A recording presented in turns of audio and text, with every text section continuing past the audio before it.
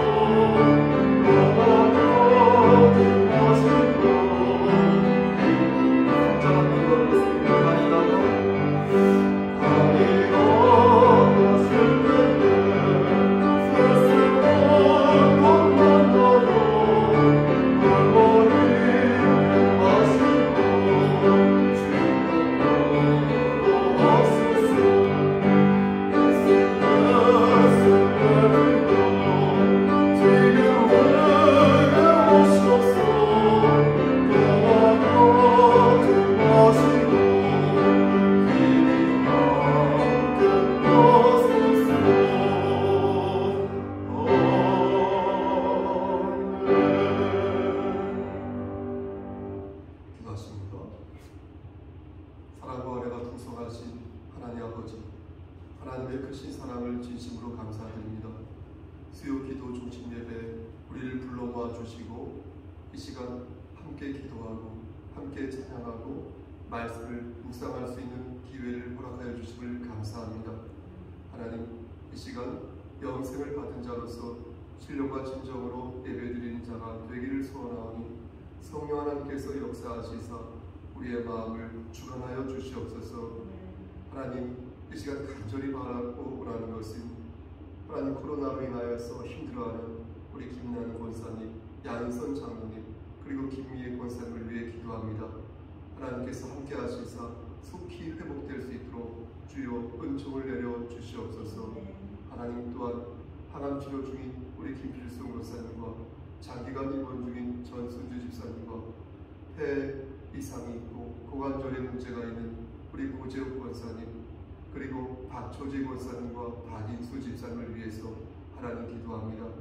하나님께서 허락하신 유익한 그때에 저들을 불러 모아 주시사, 하지만 하나님의 뜻이라면 건강한 상태에서 하나님의 일을 감당하다가 히스기야에게 허락하신 그 15년을 저들에게도 허락하시고, 하나님의 뜻이라면 그러한 가운데 하나님께 더욱 영광을 돌며 살다가 하나님 만날 수 있도록 주요 은총을 베풀어 주시옵소서. 아버지, 시간 또한 간절히 바라 많은 성도들 중에 그중 우리 수요 예배에 참석한 우리의 지체들을 위해 하나님 도구 기도합니다. 하나님께서 함께 하시고 인도하시사 저들에게 복의 복을 더하여 주시고 영육의 강건함을 허락하시사 이 땅에 살아갈 때에 머리가 될진대 꼬리가 되지 아니하도록 하시고 저들을 위시하여서 저들의 가족이 하나님께서 허락하신 그 복을 다 받아들일 수 있는 축복받는 가정 될 수 있도록 아버지 역사하여 주시옵소서. 아버지 여기 모인 우리 지체들 말씀 안에서 승리할 수 있도록 하시고 무엇보다도 겸손히 주를 섬기는 가운데 하나님의 뜻을 깊이 묵상하는 그 인격과 그 믿음을 그 신앙을 허락하여 주시옵소서. 아버지 이 시간 또한 간절히 바라보라는 것은 우리 성소교회를 위해서 기도합니다.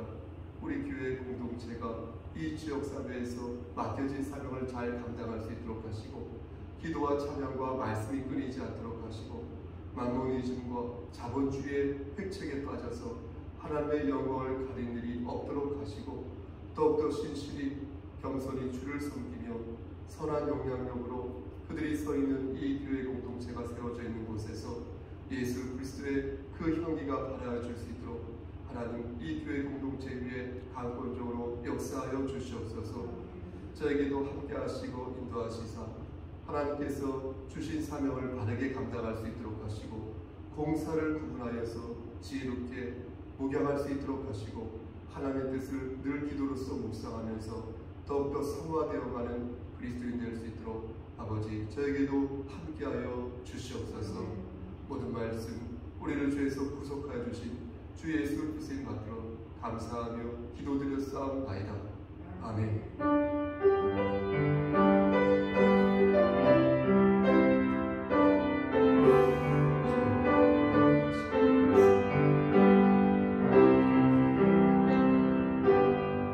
하나님 말씀 보겠습니다. 야고보서 4장입니다. 야고보서 4장 11절부터 13절 12절까지 말씀드리겠습니다. 9절 야고보서 4장 11절 12절입니다. 신약성경 제성경으로 374쪽입니다. 374쪽에 있는 야고보서 4장 11절 12절 우리 다 찾으셨으면 한 목소리로 구절을 합독하겠습니다. 형제들아 시작. 형제들아 서로 비방하지 말라. 형제를 비방하는 자나 형제를 판단하는 자는 곧 율법을 비방하고 율법을 판단하는 것이라. 내가 만일 율법을 판단하면 율법의 준행자가 아니요 재판관이로다. 입법자와 재판관은 오직 한 분이시니 능히 구원하기도 하시며 멸하기도 하시느니라. 너는 누구이기에 이웃을 판단하느냐. 아멘. 기도하시겠습니다. 하나님 이 시간 하나님 말씀을 바르게 반듯하게 전할 수 있도록 도와주시옵소서. 예수님의 이름 받들어 감사하며 기도드렸사옵나이다. 아멘. 살아있는 존재라면 여러분 모두 자기의 욕망을 가지고 있습니다. 그 중에 인간은 자신의 그 이익에 따라서 움직이는 최상위 존재라고 해도 과언이 아닐 것입니다. 그러다 보니 어제의 적이 오늘의 친구가 될 수 있고 오늘 내가 가졌던 신념이 손바닥 뒤집듯 수시로 바뀌는 것입니다. 우리는 그런 사람을 변절자요 가벼운 사람이라고 말을 하지만 사실 인간이라는 존재를 생각해보면 우리 모두가 그 인간성이라는 개념 안에서 다 이해가 되는 것입니다. 인간의 유형을 크게 두 가지로 나눈다면 즉자적 인간과 대자적 인간으로 나눌 수 있다고 생각합니다. 어떤 일이 발생하였을 때 즉각적으로 반응하는 즉자적인 인간이 있는가 하면 그러지 않고 먼저 자신을 대상화하여서 문제의 원인을 자신에게서 찾는 대자적 인간이 있습니다. 이런 사람은 계속해서 대자적 인간이요. 이런 사람은 계속해서 발전하는 사람이기에 과거에 머물지 않고 끊임없이 미래를 타진하는 것입니다. 그러다 보니 그의 인격이 예전에는 좀 후졌는데 점점 그 인격이 성숙해지고 깊어져서 분명 타의 모범이 예전에는 후졌는데 이제는 또 앞으로는 되어가는 것입니다. 그리고 문제의 원인을 다른 사람이 아니라 자신에게서 찾는 것이 훈련이 되다 보니까 이런 사람 옆에 있으면 그 사람 역시, 옆에 있는 사람 역시 대상화하는, 자신을 대상화하는 그런 실력을 갖추게 되는 것입니다. 이런 차원에서 그리스도인은 대자적인 인간과 비슷하다고 생각을 합니다. 그리스도인은 문제의 원인을 무엇으로 봅니까? 문제의 원인을 죄로 봅니다. 그렇기 때문에 문제의 원인을 자신에게서 찾는 그 대자적인 인간과 괴를 같이 하는 것입니다. 그리스도인은 인간의 속성을 생각하는 거예요. 그리스도인은 인간의 속성을 생각할 때 반드시 죄를 생각한다는 것입니다. 죄 때문에 이런 사단이 일어났다고 생각을 하니까 기본적으로 자신의 허물을 인정하게 되는 것입니다. 타인의 죄를 인지하기 전에 나의 죄를 먼저 인지하고 그렇게 나의 죄, 나의 허물, 나의 정욕, 나의 욕망, 나의 잘못을 이렇게 생각하고 말하다 보니 결국에는 나와 하나님과의 관계가 집중이 되고 그러면서 점점 더 그는 진중하고 성숙한 삶을 살게 되는 것입니다. 문제는 죄에 대한 인식이 보세요 여러분, 죄책감으로 끝나는 것이 아니라 하나님의 은혜로 나아가야 한다는 것인데 이때 마귀가 그런 상황에 놓인 우리를 가만히 내두지 않는다는 것입니다. 마귀가 할 일도 그 일입니다. 나의 죄를 직시하는 것은 좋은데 이것을 해결하려 하지 않고 계속해서 문제의식만을 갖는 거예요. 제 주변 친구들 보면은 얼마나 문제의식을 많이 기가 차게, 기똥차게 말을 하는 사람들이 있습니다. 정말로 생각하지 못했던 문제의식을 쫙 늘어놓는데 그와 1시간 동안 얘기하면 55분은 문제의식이에요. 어떻게 할까? 어쩌라는 걸까? 그 다음부터는 얘기는 아니에요. 그의 좋은 선한 취지와 의도는 알겠지만 좀 깝깝한 것입니다. 그러니까 중요한 건 무엇이냐면 계속해서 그 문제의식만을 갖고 산다면 그런 그리스도인은 화병에 걸려 죽게 되겠죠. 깝깝한 것이죠. 그러니까 문제를 알았다면, 드리고자 하는 말씀이 이겁니다.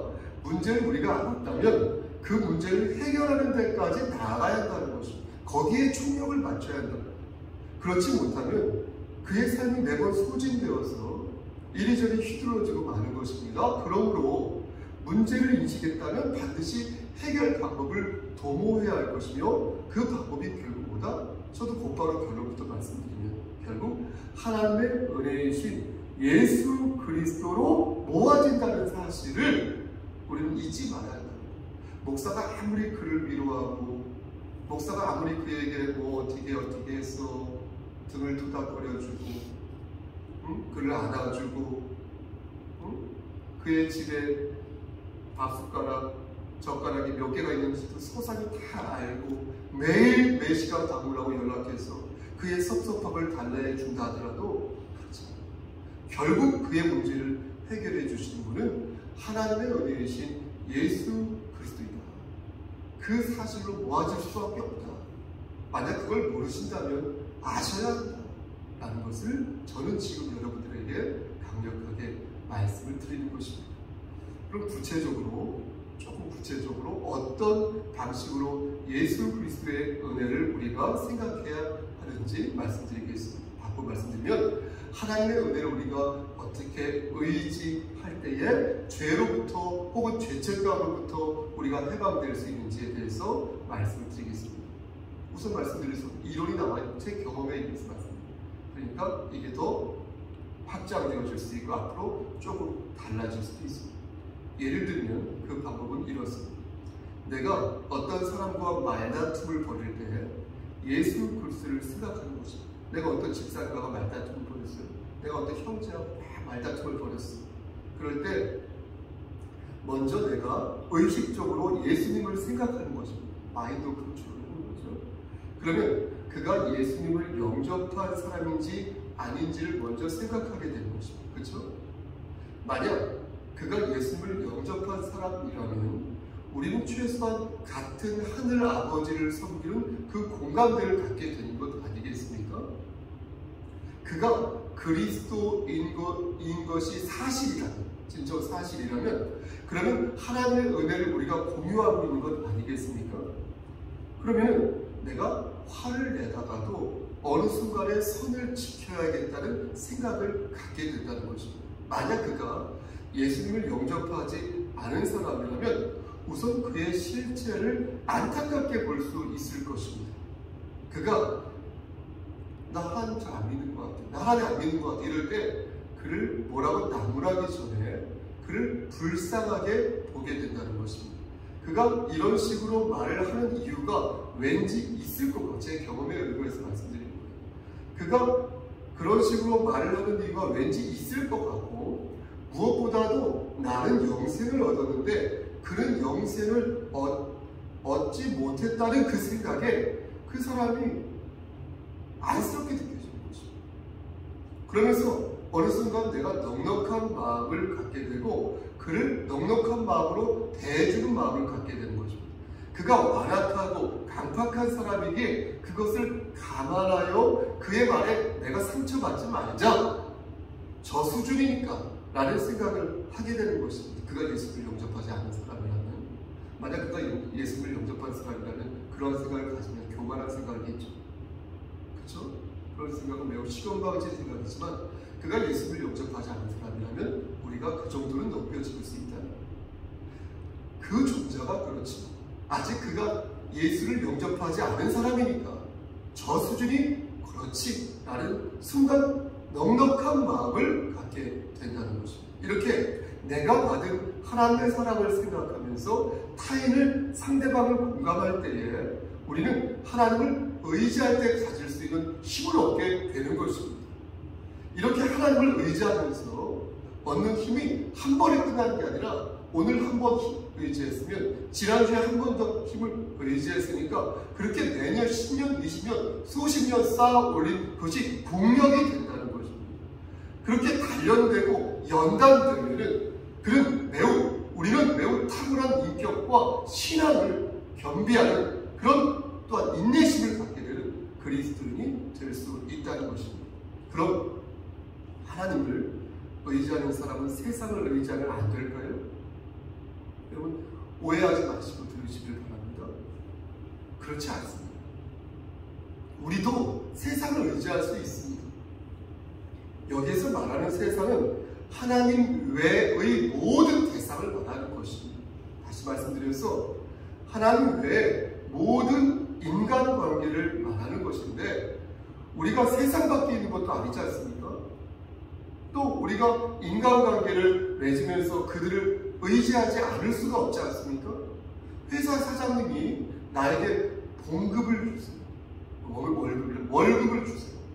월급. 그렇게 한다면 나는 사장님을 의지하는 것이죠. 그렇죠? 그리고 나의 아내가 나를 위해서 수고하여 준다면 그 역시 아내를 의지하는 부분이 분명 있는 것 아니겠습니까? 그렇게 내 남편과 내 자식과 내 아내와 내 부모와 내 목사, 저도 마찬가지입니다. 여러분들이 또 내 성도를 부분적으로 의지하면서 서로가 서로의 짐을 함께 지고 가는 겁니다. 그러니 하나님만 의지하는 것은 분명 아니죠. 문제는 하나님을 의지하듯이 사람을 의지하는 게 문제라는 거예요. 여러분 이해가 되십니까? 그러니까 이것은 차원이 다른 것이라는 거예요. 근데 자꾸만 그 차원을 무너뜨린다는 거예요. 그게 문제라는 거예요. 하나님을 의지하듯이 사람을 의지하는 것을 여러분 뭐라고 말할 수 있다는 거예요. 그게 우상숭배가 하는 문제였어요. 사람을 의지하듯이 하나님을 의지하는 것도 문제이지만 하나님을 의지하듯이 사람을 의지하는 것도 문제다. 말씀드린 것처럼 왜 우상숭배가 문제입니까? 이웃을 내 몸과 같이 사랑하는 것도 적절하게 이웃을 의지하는 거잖아요. 내가 이웃을 의지해야 이웃을 내 몸과 같이 사랑하죠. 마음이 통하지 않는데 어떻게 사랑할 수 있겠습니까? 그러니까 기본적으로 의지하는 마음이 개념이 깔려있는 거지. 어떻게 이웃을 의지하지 않으면서 사랑할 수 있냐? 따라서 이웃을 사랑하는 것과 우상을 숭배하는 것은 차원이 다른 문제라는 거예요. 우리 딸아이가 자주 쓰는 말이에요. 차원이 다르다. 이웃을 사랑해야지. 이웃을 숭배하면 안 된다는 것입니다. 내 돈을 사랑할 수 있고, 내 명예를 사랑할 수 있고, 내 취미와 내 달란트를 사랑할 수 있으며, 내 직장과 모든 것을 사랑할 수 있지만 그 열정과 소망이 하나님을 향한 소망과 열정처럼 내 한 가지는 아니라는 거예요. 따라서 차원을 다녀야 거듭 말씀드리죠. 그럼 무슨 기준으로 목사님 차원을 나눌 수 있습니까? 이렇게 저에게 물어보실 수 있지 않겠습니까? 그것은 바로 보세요. 우리가 누구를 주인으로 섬기고 정하느냐에 따라서 나눠진다. 그래서 내가 하나님을 의지할 때는 반드시 어떻게 말해요? 하나님의 주권이 따라가는 거예요. 하나님의 주권과 하나님을 의지하는 것, 하나님을 의지하는 것과 하나님의 주권은 쌍두마차처럼 같이 귀를 잃으며 가야 되는 것이죠. 그럴 때 우리는 비로소 진정한 그리스도인의 삶을 살아갈 수 있다는 것입니다. 하나님을 믿는다는 그런 많은 사람들이 이것을 구별하지 못한다. 그러니까 어때요? 갑자기 생각이 안 나는 이상한 사이드 기도주가 나오는 거예요. 예? 신천지 기도주 이만희가 나오는 거예요. 그러니까 하나님의 교회 안상홍 씨가 나오는 거예요. 왜 그 사람들이 나왔겠어요? 수요가 있으니까 공급이 있죠. 혼자서 그 사람들이 떠들었겠습니까? 그를 신으로 받드는 이상한 무리들이 사람들이 나오니까 그런 사이드 종교가 이단 종파가 나오는 거 아니겠습니까? 그런 이상한 논팽이들이 교주로 등극하면서 많은 사람들을 현혹하고 가정을 파괴하고 교회를 무너뜨리고 진리를 팔아버린 것을 보면서 너무나 속상하고 인터넷상에도 얼마나 많은지 모릅니다.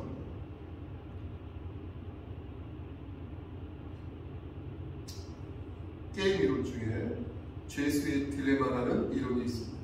한번 예전에 말씀드린 적이 있는데요. 프리스턴 대학교 수학 교수였던 터커라는 사람이 만든 이론인데 내용을 요약하면 이렇습니다. 김철수라는 죄수가, 예를 드는 것입니다. 김철수라는 죄수가 옆에 있는 2명의 죄수를 배신하지 않으면 1년 안에 출소할 수 있어요. 그런데 이 2명의 죄수를 김철수라는 사람이 배신하면 나는 6개월 안에 출소할 수 있어요. 여러분 이 경우 어떻게 하시겠습니까? 조금의 혜택을 받기 위해서 두 사람을 배신하겠습니까? 배신하지 않겠습니까? 아니면 반박의 큰 혜택을 받기 위해서 두 사람을 배신하겠습니까? 게임 결과 많은 죄수가 서로를 배신하지 않는 것으로 결론 나왔어요. 내가 배신하면 얘네들도 나를 배신할 수 있다는 생각에 서로 돕는 모습을 보인 것입니다. 이게 바로 죄수의 딜레마인 것입니다. 여기에 들어있는 심리는 상대방의 이익이 곧 나의 이익이 될 수 있다는 믿음입니다. 서로 믿고 의지할 때에 득이 된다는 그런 합리적인 생각이 인간의 의식 속에 본능적으로 내재하고 있다는 것입니다. 저는 그 내재한 마음을 하나님께서 우리에게 주신 것이라고 생각합니다. 오늘 본문으로 돌아가서 보면 서로 비방하지 말라. 서로 비방하지 말라. 너희는 재판관이니까 비방하지 말라. 서로 판단하지 말라는 거예요. 입법자와 재판관은 오직 여호와 하나님 한 분밖에 안 계시니까 너희는 타인을 정죄하거나 심판하지 말라는 것입니다. 이런 유의 말씀을 예수님께서 하신 적이 있습니다. 여러분 그것이 혹시 무엇인지 아십니까? 마태복음 죄송합니다. 누가복음 6장 37절 말씀 보면 예수님께서 이와 비슷한 말씀을 하셨어요. 비판하지 말라. 그리하면 너희가 비판을 받을 것이다. 정죄하지 말라. 그리하면 너희가 정죄를 받지 않을 것이다. 용서하라. 너희가 용서를 받을 것이다. 이렇게 말씀을 하셨거든요. 그러니까 타인을 비판하는 것은 가능하지만 타인을 정죄해서는 아니 된다는 것입니다. 그런데 그 이유는 세상에서 말하는 이유와는 결이 좀 다르다는 것입니다. 세상에서는 합리적인 이유를 들어가면서 상생하자라고 말을 합니다. 내가 그의 비위를 건드리면 그도 나의 비위를 건드릴 수 있겠지. 내가 그에게 떡 하나를 주면은 그도 나에게 떡 하나를 주겠지라는 그런 생각으로 그렇게 공생하고 상생하자라고 말을 합니다. 하지만 성경은 그 이유를 아주 간결하게 언급하고 계신데 그 이유가 바로 무엇이다? 좀 썰렁할 수 있겠습니다. 그게 바로 하나님의 뜻이다. 하나님의 뜻이기 때문에 그렇다. 왜 그래야 돼? 하나님의 뜻이니까. 저 사람이 나에게 무언가를 줄 거라는 그 기대 때문에 내가 그 사람에게 친절을 베푸는 것이 아니야. 그것이 하나님의 명령이기에 그렇게 해요. 하나님의 뜻이니까. 그리고 이것은 앞에서도 말씀드렸지만 그가 그리스도인인지 아닌지에 따라서 우선순위가 달라지는데 이는 먼저 그리스도인, 믿는 자에게 친절을 베풀라는 하나님의 말씀이 계셨기 때문입니다. 그리고 이는 또한 너희는 먼저 그의 나라와 그의 의를 구하라는 그 과정에서 우리가 그 의를 구하잖아요. 그렇죠? 그 의를, 그 나라를 구하는 과정에서 자연스럽게 친절을 베풀 때에 우선순위를 그리스도인에게 둔다는 거예요. 자연스럽게. 왜? 그렇게 의와 나라를 구하는 사람이 집사님이고 권사님이고 이게 우리 장로님이고 그런 지체들이니까 아무래도 먼저 그에게 떡을 줄 수밖에 없게 되는 것이죠. 저는 이러한 태도가 우리가 지녀야 할 성경적인 태도요 그리고 성찰적 태도라고 생각을 합니다. 예수님께서 보세요. 형제의 눈 속에 있는 티는 보고 자신의 눈 속에 있는 들보가 뭔지 아시죠? 들보가 뭐죠? 들보가 집이 있으면 그렇게 가로막으로 있는 기둥 같은 거 있죠. 세로막 아니에요. 이게 들보지 않습니까? 이 커다란 이 나무 대가리가 우리 눈 안에 있다고 생각해 보십시오. 그런데 그 자기 눈에 있는 그 가로 기둥, 그 들보가 있다는 사실을 깨닫지 못하면 안 된다는 아니겠습니까? 그래서 너는 네 눈 속에 있는 들보를 보지 못하면서 어찌하여 형제에게 말하기를 형제여 나로 네 눈 속에 있는 티를 빼게 하라 할 수 있느냐? 외식하는 자여 먼저 네 눈 속에서 가로막 들보를 빼라. 그 후에야 네가 밝히 보고 형제의 눈 속에 있는 티를 빼리라 이렇게 말씀하셨다는 것입니다. 이 말씀은 타인을 대할 때, 상대방을 대할 때 나에게 득이 될 것이라는 기대를 갖고 대하기보다 잘 들으세요. 내 자신을 먼저 생각해요. 내 자신을 먼저 생각하여 그를 상대하면서 내가 더 그러면 성숙해질 수 있다는 그러니까 나에 대한 기대를 하면서 상대를 만나는 것이 상대와 대화하는 것이 성경적 고찰이요 신앙적 태도라는 것입니다. 그러니까 보세요. 나에 대한 기대를 한다는 이게 적절한 비유인지 모르겠으나 내가 막 고된 일을 해요. 저 같은 경우 고된 일을 막 하면서 조금 후에 맛있는 음식, 밥, 뭐가 됐든 그것을 먹을 수 있다는 그런 기대감으로 내가 더 열심히 일하거든요. 저는 그렇습니다. 여러분도 아마 그러실 거예요. 그렇게 열심히 일하잖아요. 그것처럼 상대방을 내가 대할 때도 상대방과 대화할 때도 그가 나를 힘들게 하여서 짜증이 난다고 말할 수 있겠지만 저도 목사, 저도 화 안 나겠습니다. 하지만 반대로 내가 이 사람을 만나서 이러한 사람을 만나서 내 인격과 내 신앙이 오늘 확실하게 자라나겠구나 하는 기대를 할 수 있어 좋다는 것입니다. 여러분 오해하지 마십시오. 그리스도인과 그리스도인을 얘기하는 거고 교만한 생각이라고 말씀드렸습니다. 그가 그리스도인이 아닐 경우 혹은 그가 그리스도인이었는데 냉담하는 상황에 빠졌을 때 그가 그리스도인이라고 믿었는데 진리를 회파하고 진리를 차고 파는 모습을 보일 때에 이런 생각을 가질 수 있다는 것입니다. 형제를 비판하지 말라고 말씀한 것도 이와 같은 맥락에서 이해할 수 있을 것입니다. 형제를 비판하기 전에 혹시 먼저 내 자신을 돌아보면서 대상화하면서 나도 혹시 그 형제처럼 행동하지 않았는지를 돌아보라는 것입니다. 그 형제가 재물에 눈이 멀었다고요? 그러면 나는 그런 적이 없을까? 돌아보라요. 형제가 도끼 눈으로 사람을 본다고요? 그럼 나는 그런 적이 없는가? 생각해보라요. 그를 비방하기 전에, 그를 비난하기 전에, 뒷담화하기 전에 자신을 성찰하는 모습을 보이는 것이 바로 성경적 고찰이고 성찰적 태도임을 누가복음 6장에서도 말씀하고 있다는 것입니다. 우리는 예수님의 이 말씀에 근거하여 우리 자신을 성찰할 줄 아는 그리스도인이 되어야겠습니다. 목사님 저는 아닌 것 같아요. 잘 생각해 보시면 예전보다 나아졌을 거예요. 노력하신 분들은 단 0.01%도 나아졌다. 우리 인격과 신앙이 안 나아지는 것 같아요. 겸손한 말. 그렇게 말하는 순간 그게 겸손한 사실. 이러한 삶을 하나님께서 원하신다는 것을 우리가 알아서 매일매일 성숙해지는 그리스도인이 되어야 합니다. 넘어지더라도, 자빠지더라도, 아예 넘어지지 아니하더라도 하나님의 은혜를 붙잡고 다시 일어서야 합니다. 내 자신을 돌아본다는 것은 뭐라고요?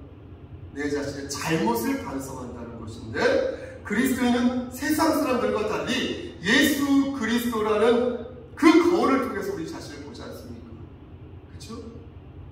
그래서 예수 그리스도의 향기가 내 말과 내 행동에서 풍기고 있는지 돌아보고, 그렇지 않은 것 같으면 즉각 어때요? 중단하는 거죠. 숨을 고르는 것이죠.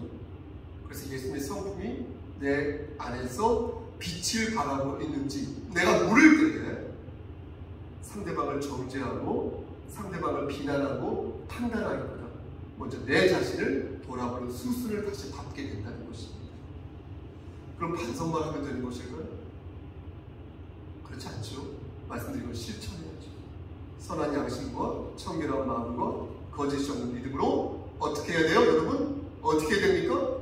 예수님의 사랑을, 냄새를 발해야 됩니다. 냄새.